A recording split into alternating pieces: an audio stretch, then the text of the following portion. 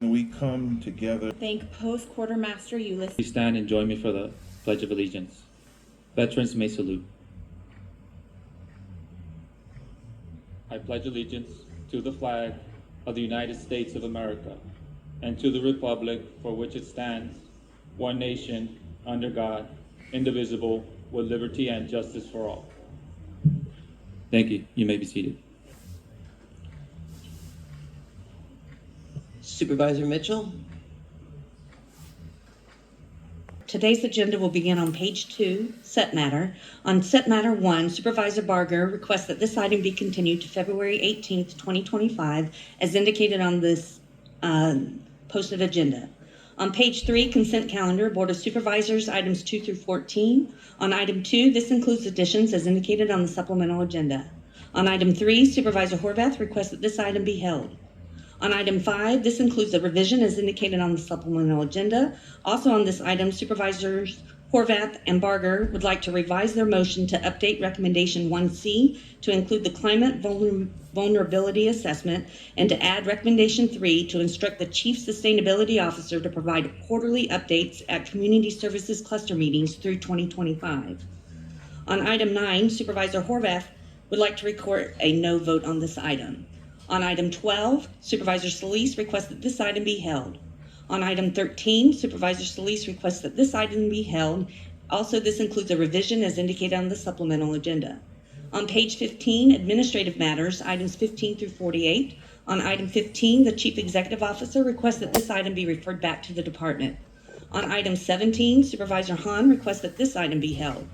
On item 20, Supervisor Horvath is recusing herself from the vote pursuant to Government Code Section 84308 because she received a contribution or contributions of more than $500 within the past 12 months from James Mangia and Michael Weinstein, who are parties, participants, or agents of a party or participant in the proceeding.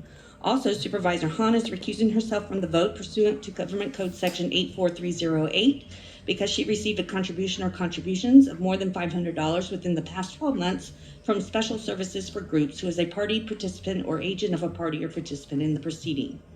On item 29, supervising herself from the vote pursuant to Government Code Section 84308, more than $500 within the past 12 months from Brian Dror, who is a party, participant, or agent of a party or participant in the proceeding. On item 30, Supervisor Hahn requests that this item be held. On item 32, Supervisor Solis requests that this item be held. On item 39, Supervisor Barger requests that this item be held. On page 38, this includes miscellaneous additions to the agenda which were posted more than 72 hours in advance of the meeting as indicated on the supplemental agenda. On page 39, Ordinance for Introduction, item 49, the Chief Executive Officer requests that this item be referred back to the department. The request for continuance and referral of items back through item 49 are before you. Thank you.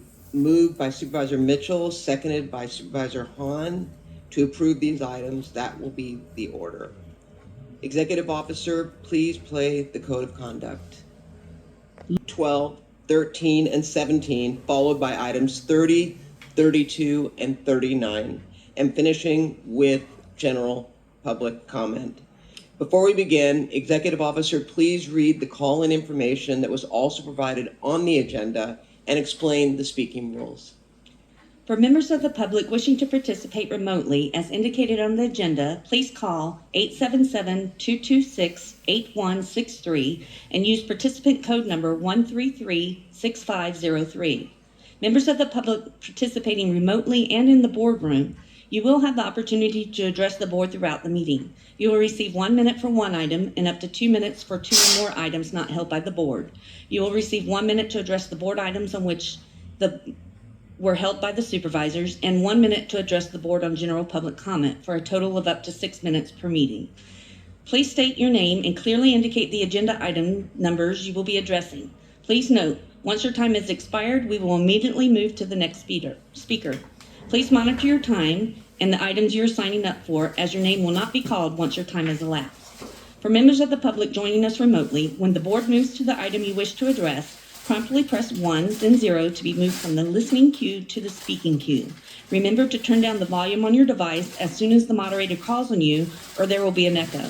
You will need to press 1, then 0 for each item you would like to speak on. To ensure we hear from both in-person and telephonic speakers, we will alternate between the two speaking queues. Members of the public who are in attendance, when you hear or see your name displayed on the screen, please come down to the front of the boardroom and staff will assist you. Please do not approach the podium until directed to do so. We will now hear from members of the public wishing to address the board on all items not held by the supervisors. For members of the public on the telephone, please press 1, then 0 now to comment on these items. You must indicate the agenda item numbers you wish to address in order for us to allocate the appropriate amount of time. Executive Officer, please call those members of the public who've signed up to speak on these items. Supervisor Sup Solis, so much for bringing forth this motion for agenda number 3, item number 3. I wholeheartedly support this motion because I believe that analyzing the food procured and adding more plant-based options for LA County is so important to meeting their greenhouse emission goals.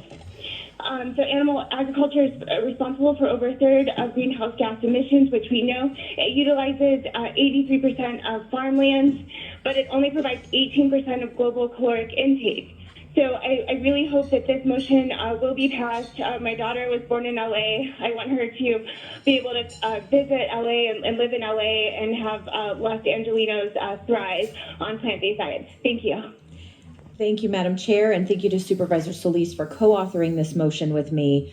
I wanted to highlight this work today in part based on the comments that we heard already this morning, but most importantly because of the importance in achieving our climate change and health goals that are set out here in LA County.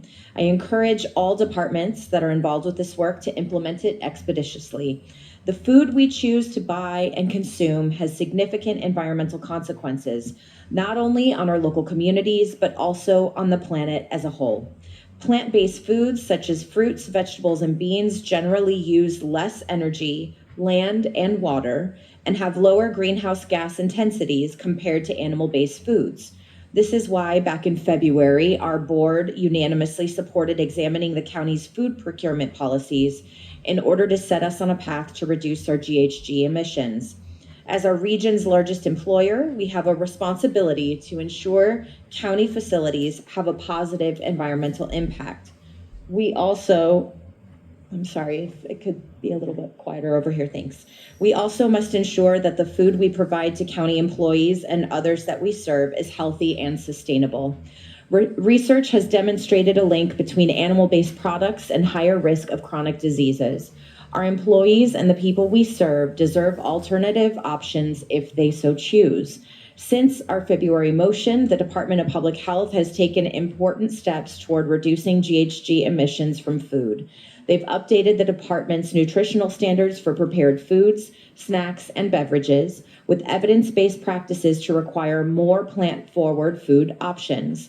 In response to our motion, DPH provided an in-depth report back with evidence-based recommendations on how to reduce the amount of animal products purchased. The motion before us today seeks to implement those recommendations and integrate food procurement goals into the county's broader sustainability plan.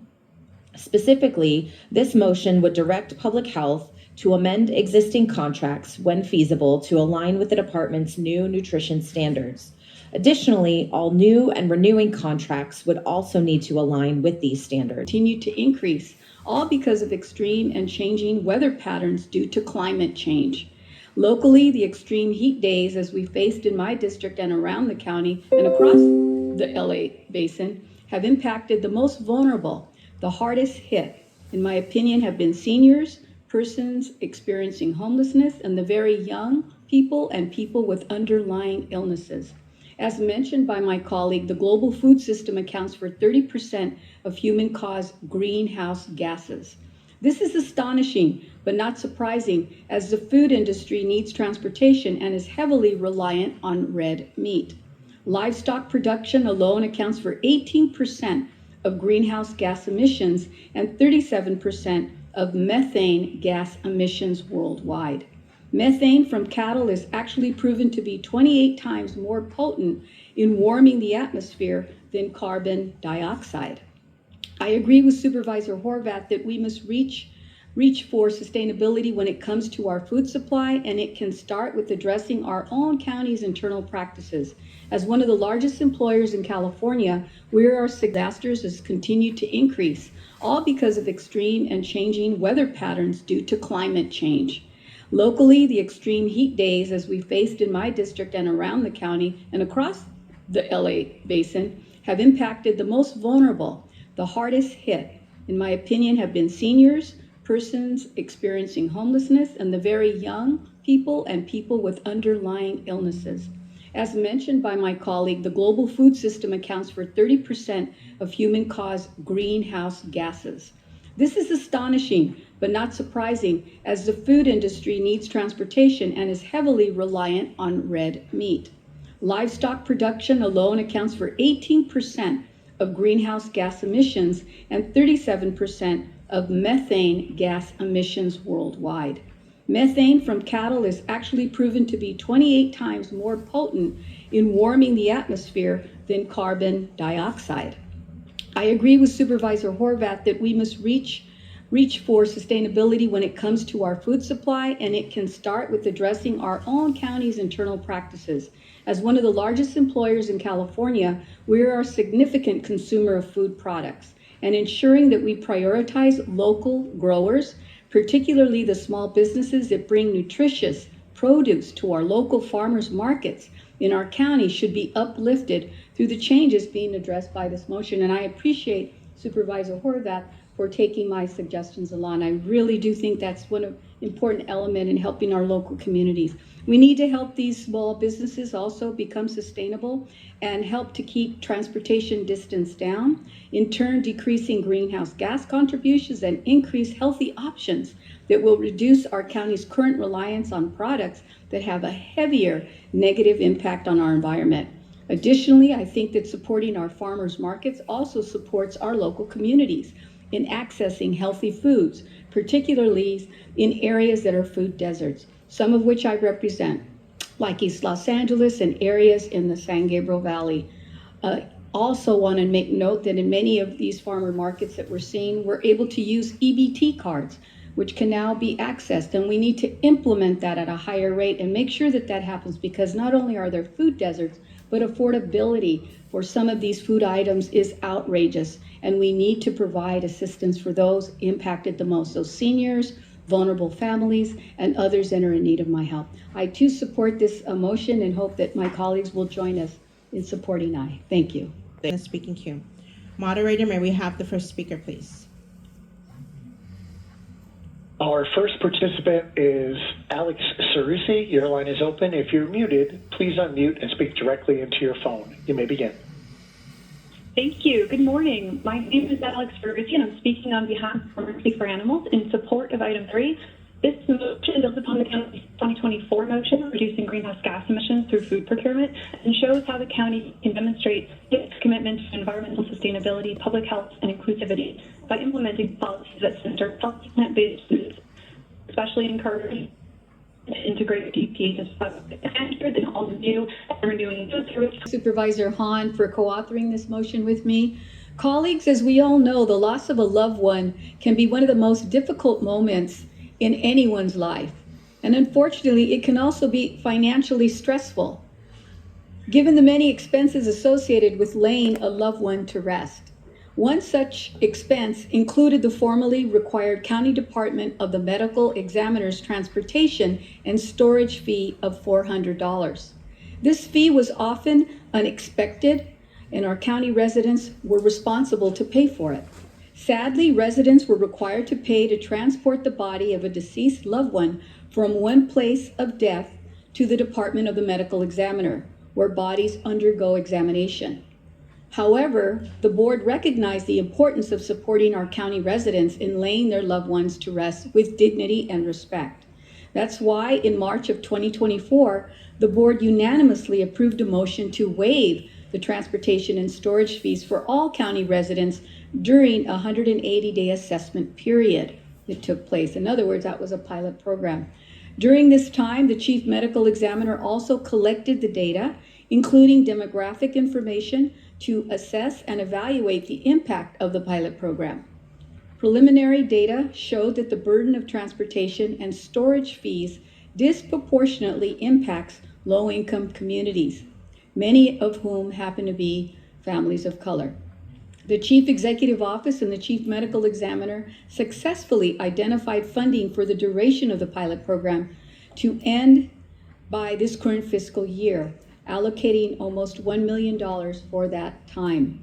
However, we must ensure that the county does what it can to practice compassion and equity by continuing to ease the financial burden for residents who are seeking to lay their loved ones to rest.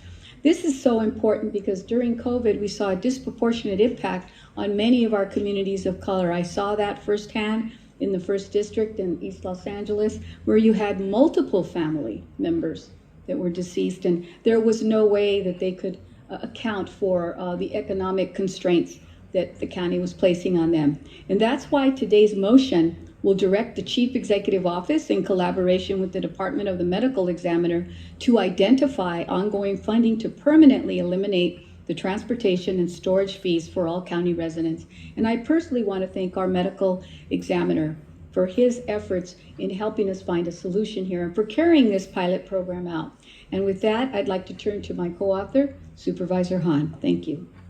Thank you, Supervisor Solis. And I agree. I really think the thanks goes to our Chief Medical Examiner, Dr. Ekpo, because it was his idea to eliminate these fees. He came up with the idea and he approached this board to ask for our support.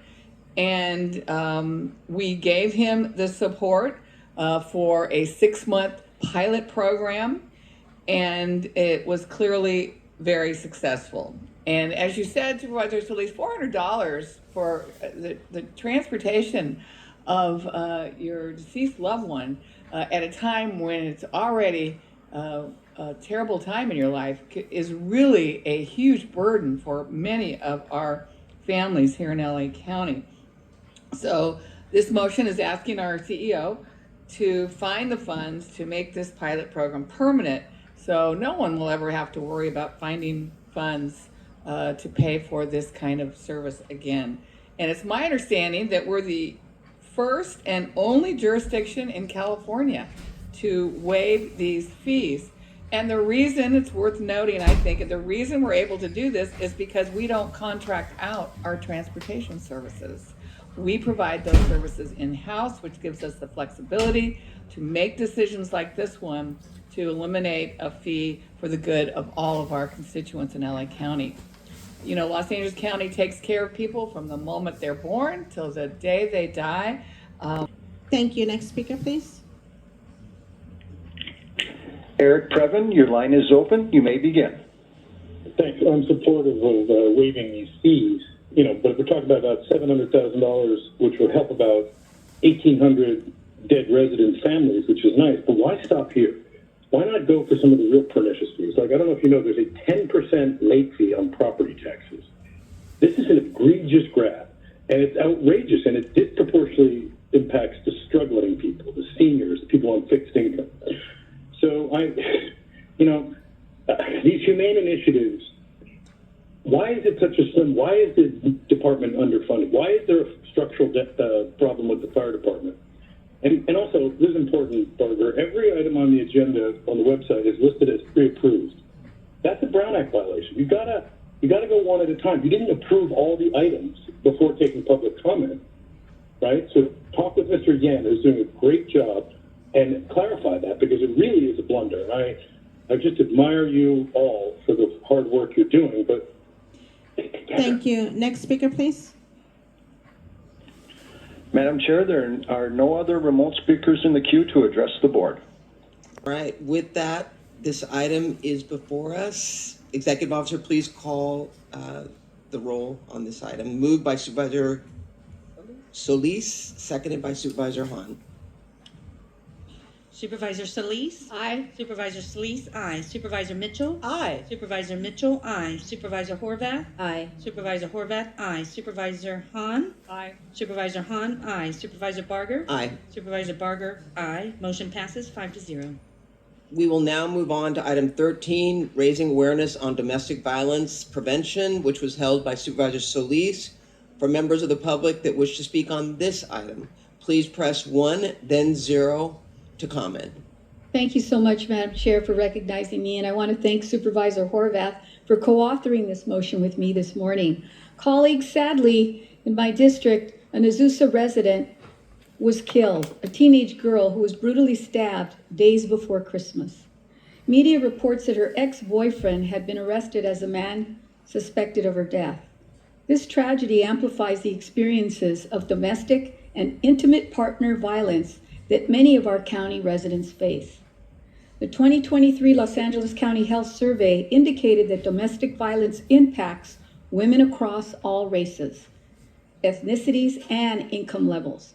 In fact, throughout the county, approximately 1 in 4 women report having endured sexual or physical violence from an intimate partner. And we know that the number is likely higher, as many instances of domestic and intimate partner violence go unreported. Although domestic violence disproportionately impacts women, we know that it also impacts men. And in 2021, an estimated 10% of men in the county indicated having experienced sexual or physical violence from an intimate partner during their adult lives. We also know that our LGBTQ+ community is particularly vulnerable to intimate partner violence. Additionally, domestic violence can be a driver of homelessness. And according to the 2024 Greater Los Angeles homeless count, approximately 43% of people experiencing homelessness in LA County through our county continuum of care experience domestic or intimate partner violence. In fact, 10% indicated that domestic violence was the reason that they ended up being homeless or on the streets. The Department of Public Health, as you know, provides a survivor-centered, coordinated approach to addressing intimate partner violence through various initiatives, including the Office of Violence Prevention, the Domestic Violence Council, and the Office of Women's Health. We must continue to identify opportunities to raise awareness and provide additional support systems to those experiencing domestic and intimate partner violence, particularly among our youth. And that's why I brought this motion before us, because this young woman was a teenager, just barely starting in her life. Thank you, Madam Chair. As we look always at ways to serve our communities, many times one of the difficulties we face is the availability of properties and land for development. So as I was reviewing the agenda and saw this board letter from our treasurer tax collector regarding the selling of tax defaulted properties, I thought this would be a great opportunity to look at this list and potentially have county purchase properties and vacant lots that we could use to address not only our homeless crisis, but also the lack of park space here in LA County. If we have the ability to buy vacant properties and reuse them to house those who are experiencing homelessness, or to create a new dog park or a new park within a community, we know that this will increase the quality of life for residents of LA County, or look to partner with some of the nonprofits like Habitat for Humanity that only needs a small vacant piece of property to build homes for those who are less fortunate. That's what I did in San Pedro a few years back. I took a vacant county building and turned it into an interim housing for more than 50 individuals. I also turned a small piece of vacant land in Walnut Park into a thriving pocket park for the community.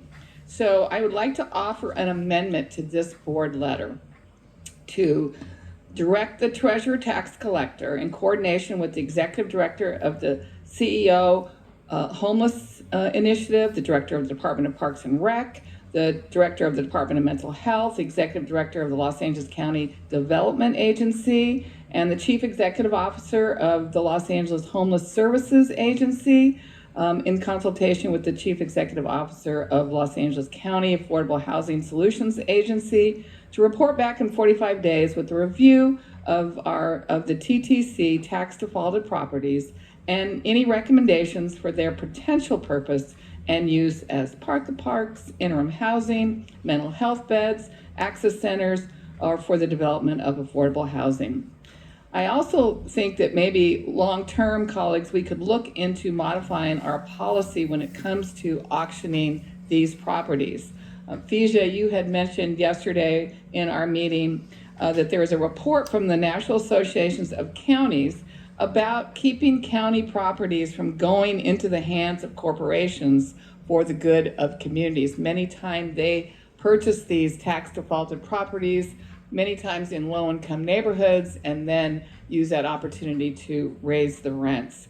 So I look forward to reviewing the NACO report, and maybe that's something you could present to us in a way that we could actually look at a global policy in the county for what we do with tax defaulted properties. I feel like that would be the first step at looking to change things, but I also think... Are there any other supervisors who would like to make remarks? Seeing none, Executive Officer, please call those members of the public who've signed up to speak on this item number 17. Madam Chair, there are no in-person speakers that have signed up for this item. As a final reminder for participants on the telephone, if you would like to address item 17, if you have not already done so, please press 1 then 0 now to be placed in the speaking queue.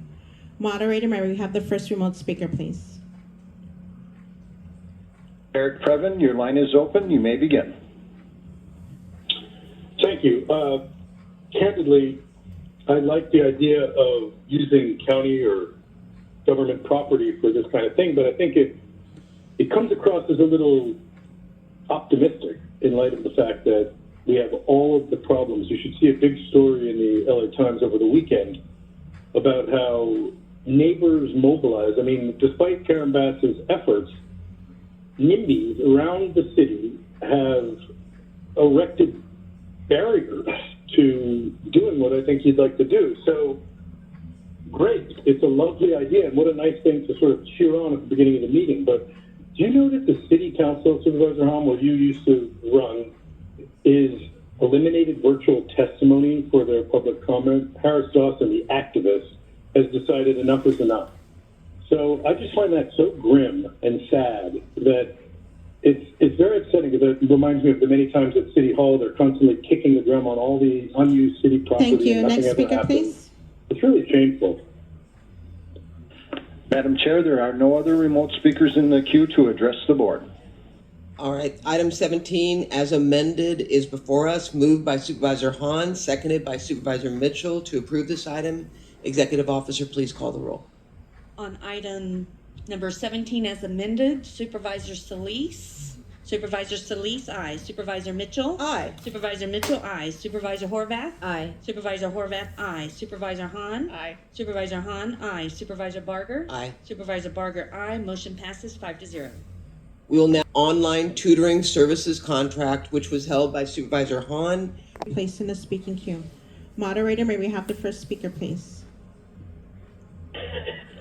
Eric Preven, your line is open. You may begin.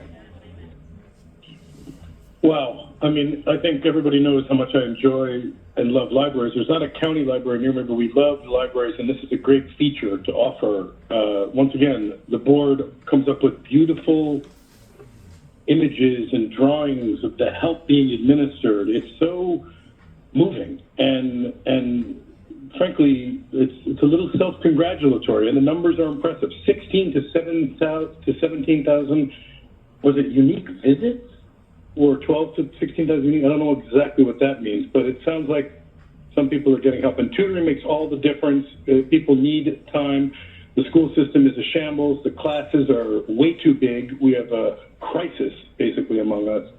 And yet, the City Hall has decided to cancel the opportunity to call in and give testimony. So I hope you'll all do a 5-signature letter to Harris Dawson to come to his frickin' senses. It's an outrage, and it will never stand. And you can tell the LA Times as well. Thank you.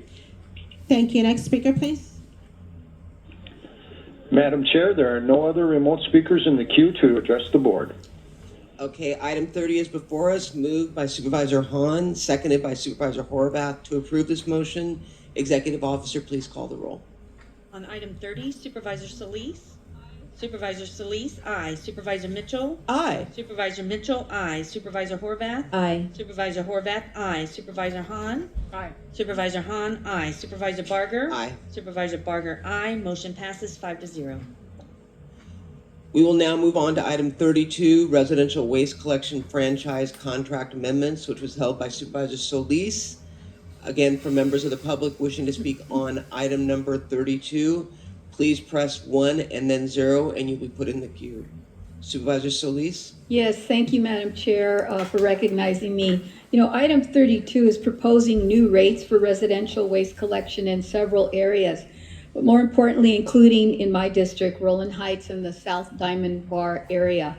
And I understand that Public Works is considering rate increases due to associated expenses for waste haulers, which we understand.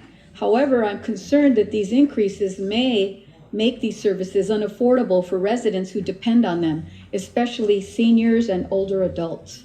The Rowland Heights area in particular has a high percentage of older adults living on fixed incomes, and yet they've been subjected to higher rates according to what has been presented to us by the department. I'm also equally concerned that they have received insufficient outreach given these rates, and more importantly, we're told, I think, right before the holidays. So a lot of people may not have been paying attention. I therefore would like to, ask the department what remedies we might see here, if there's been any engagement, and why were the rates higher for Rowland Heights as proposed in any other area? Good morning, Supervisors. Yes, today before you, we have a number of franchises that we're recommending contracts for, and some of them do include rate increases, and a few of them have a rate decrease. So there's very variable to it. I've brought with me our franchise expert, our contracting expert, as well as our business manager over waste management to discuss specifically Rowland Heights. This is the one you're asking about today. So I'll turn it over to Sid Tesoro to answer your question. Thank you. Good morning, Supervisor. All right, apologize for that. Good morning, Supervisor.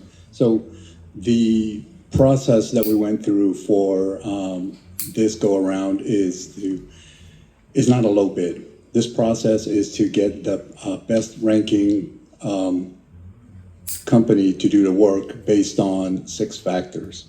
Pricing was just one of the factors, but what the reason we wanted to do this time around was to make sure that we got the best contractor to do the work in the given area. So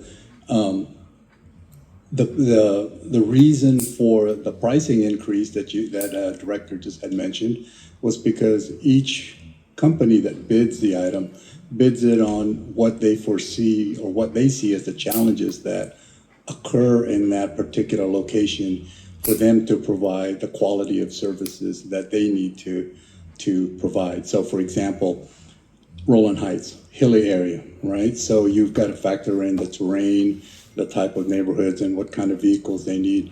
Whereas you get to another area that could be in a lower valley, which doesn't have the terrain factor. So there's multiple factors that affects how bidders put their bid package together in terms of how they come up with the pricing. I don't fully understand all of that because I have areas of my district that are even hillier and more constrained, like City Terrace, which is also unincorporated. There's another provider there.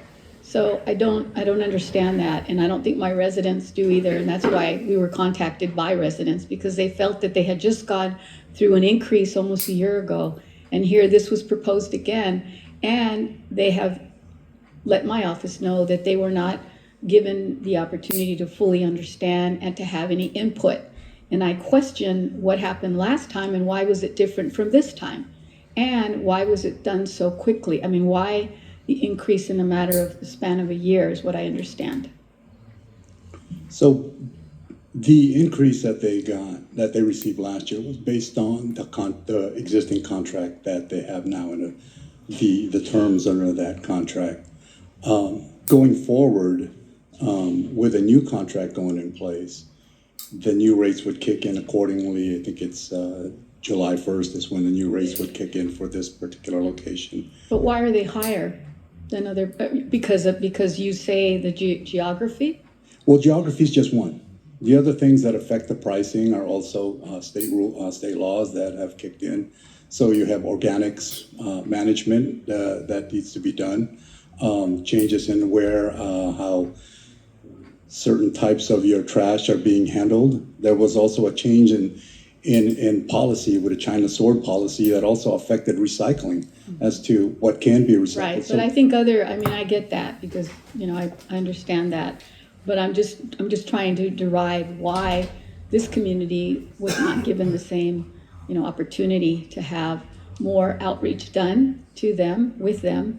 And that's something that I would ask us to do. So at this point, I don't have a problem with the other items that are on, but on this one, I think it's worthwhile, at least the calls that I got from my community.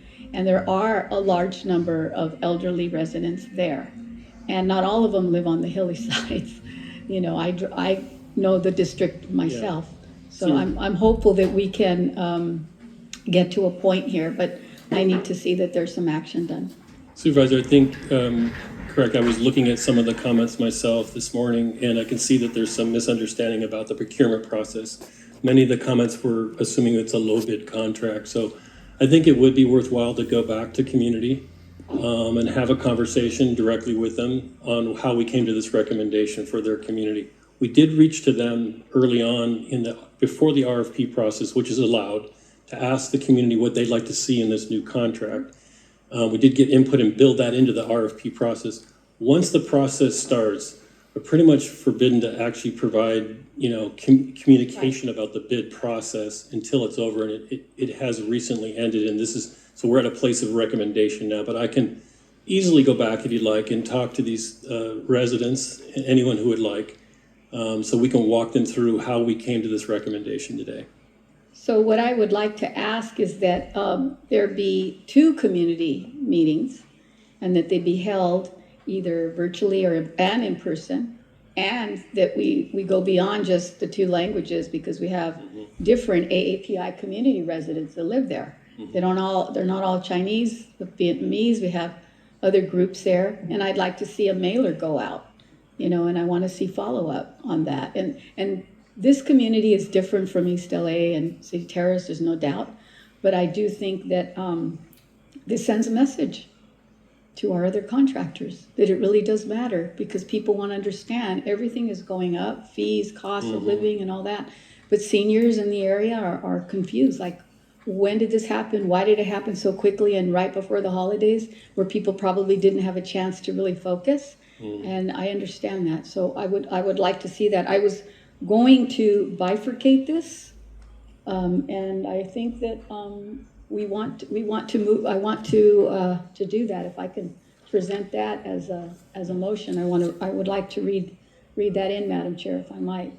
I want to just bifurcate the section that deals with this contract in my district, and I'd like to read that in.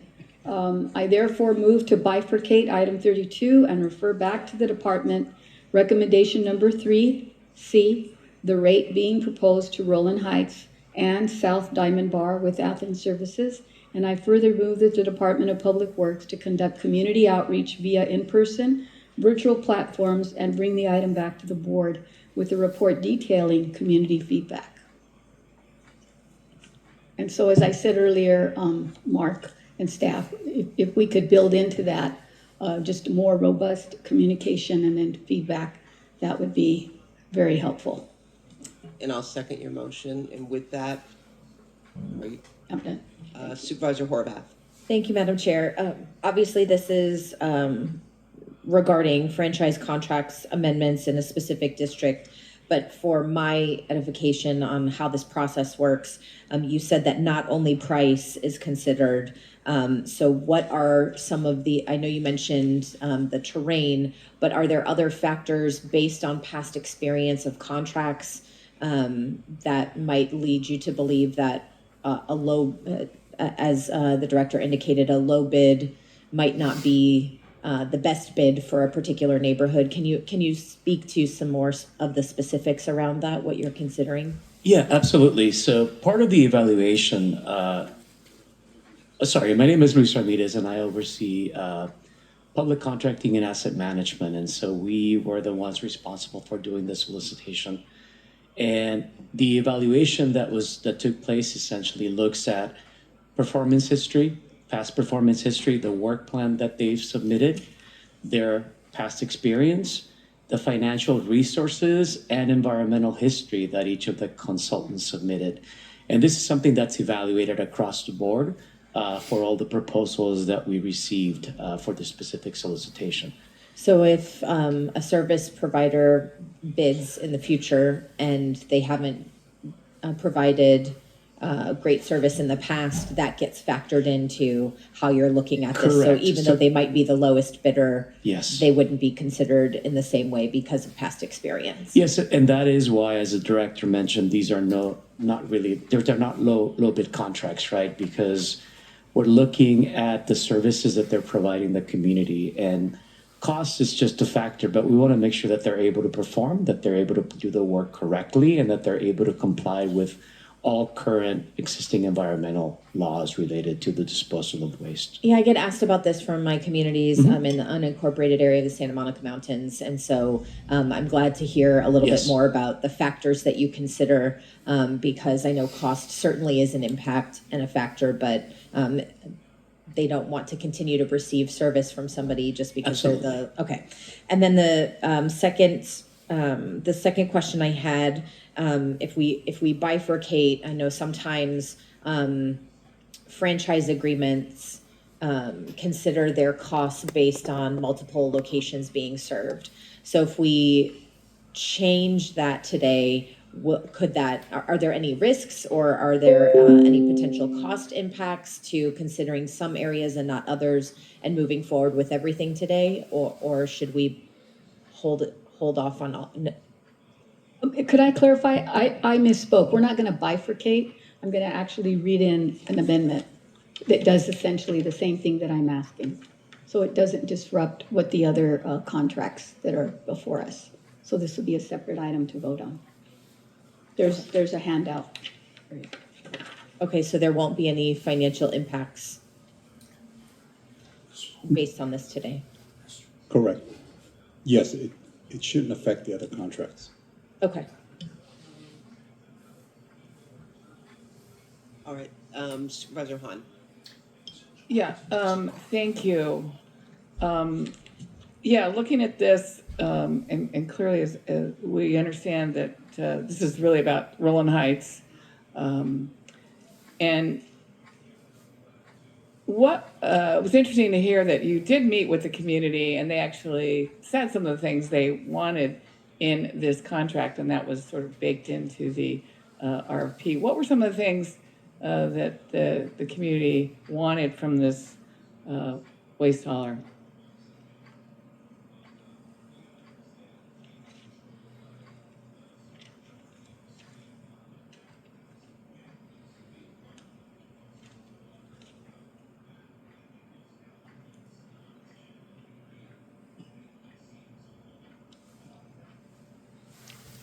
So I'll take a stab at this. Part of the feedback that we wanted is that they wanted to be able to have the waste haulers clean up bulky items, for example, in the community, right? Having access to e-waste pickup, which is something else that is procured through these contracts. For example, paper shredding, pickup of mattresses that goes under bulky items, as well as having mulch giveaways, right, which is part of the green waste that's collected through these contracts.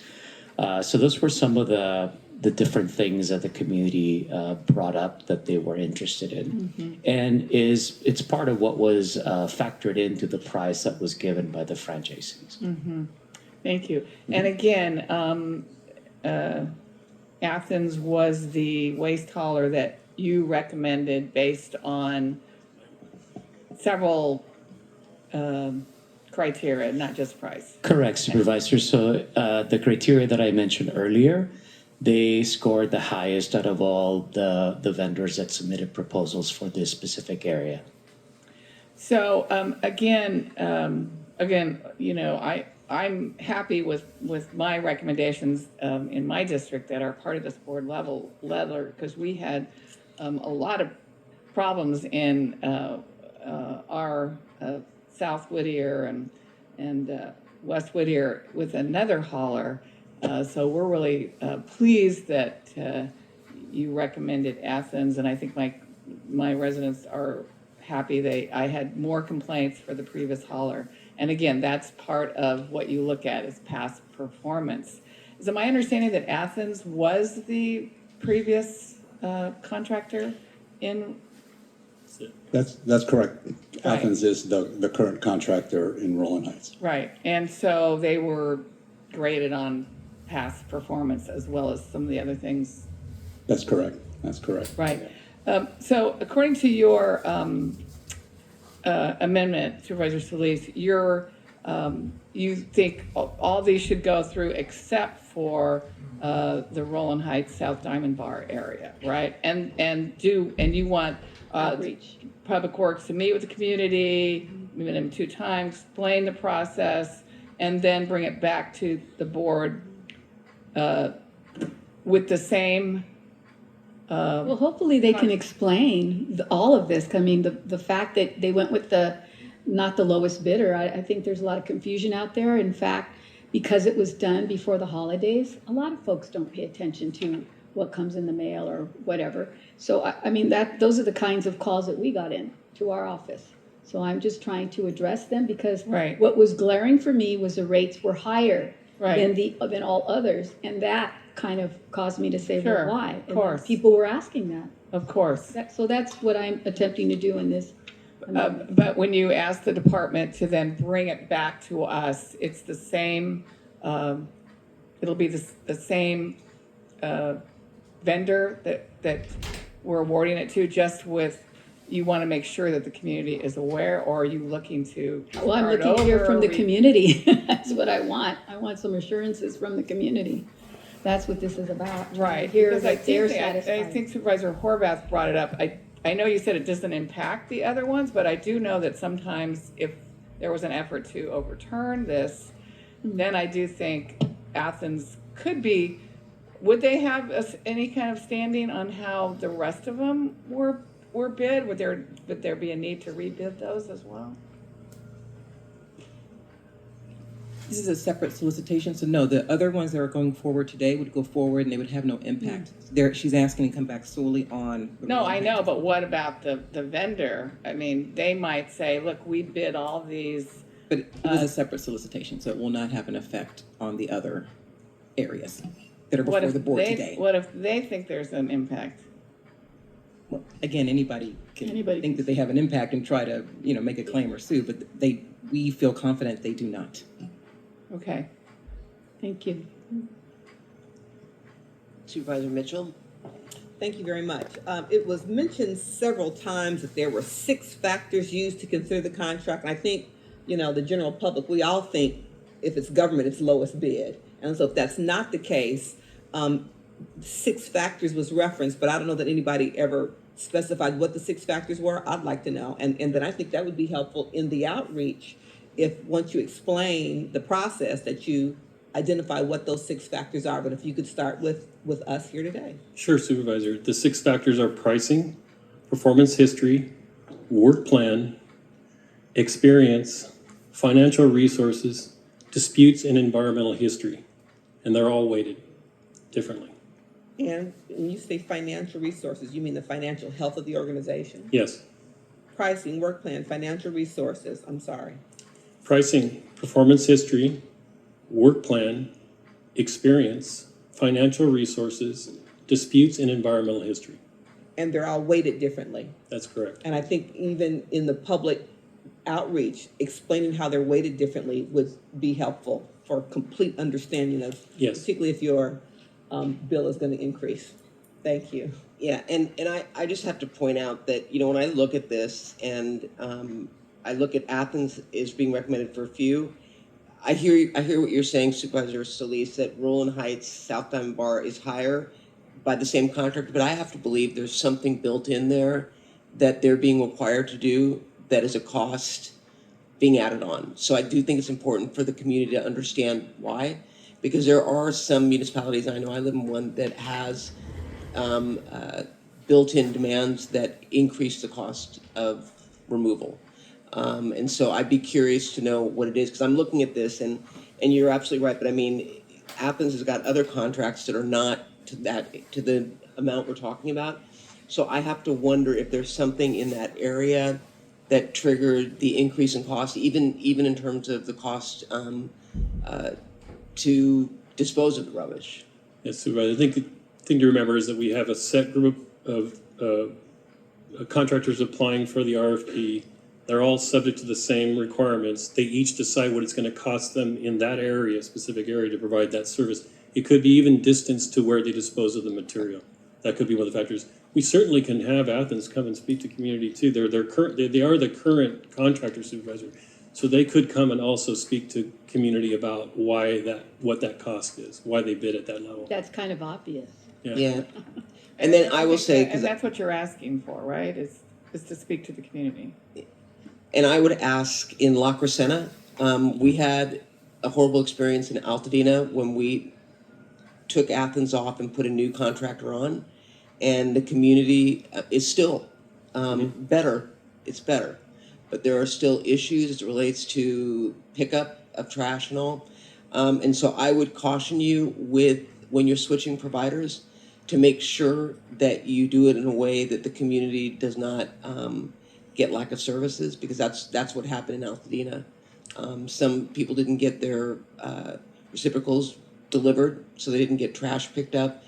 And so as I move forward with this, and I don't know if Burtec is currently providing in, they are? Okay, then it's not going to be an issue, thank goodness. But it's for the community, they have an expectation, especially when you look at the cost of what they're paying for service. And so I would expect no less. Absolutely, Supervisor.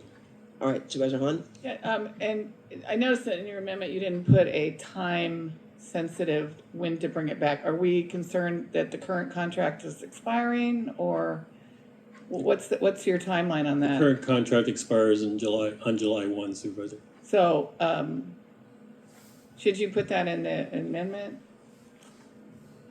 Would defer to the department. I mean, how quickly could they turn this around, right? Yeah, we have enough time to turn around and bring this back to you. Yeah. Okay. Make a note Okay. of that, because lots of times that doesn't happen, and we have contracts that expire. Madam Chair, I need to read in the... Sure, go ahead, Supervisor. So we're not bifurcating this item, and I want to read in the following. So regarding item 32, residential waste collection franchise contract amendment, I therefore move to approve all of the recommendations set forth in item 32, except the proposed award for the residential franchise contract for the Roland Heights / South Diamond Bar area to Arcalian Enterprises, Inc., DBA Athens Services. I further move that the Department of Public Works to meet with the community, and I would amend it and include the vendor, to also include the